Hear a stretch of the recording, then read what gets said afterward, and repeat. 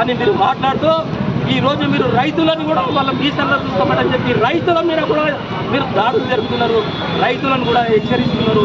మీకు సరి అయిన గుణపాఠం ఈ స్థానిక ఎలక్షన్లో ప్రతి రైతు, ప్రతి పౌరుడు, ప్రతి ప్రతి ఒక్కరు ఓటు రూపకంగా మీకు గుణపాఠం చెప్పక తప్పదు అని నేను హెచ్చరిస్తున్నాను.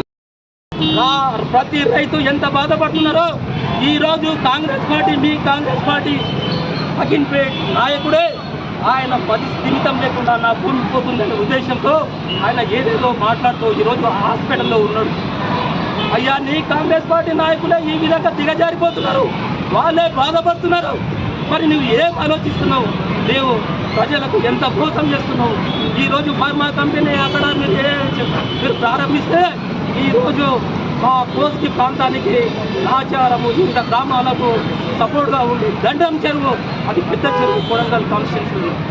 ఆ చెరువు అందులో మొత్తం అంతా విషపూరితమైన వాటర్ వచ్చేసి ఇక్కడ ప్రజలకు కూడా అనారోగ్యాల పాలయ్యే అవకాశం ఉంది.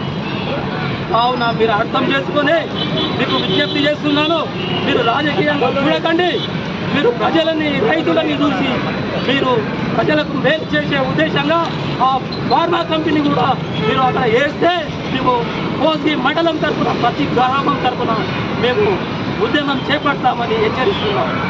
జై తెలంగాణ, జై కేసీఆర్, జై నరేందర్ అన్న.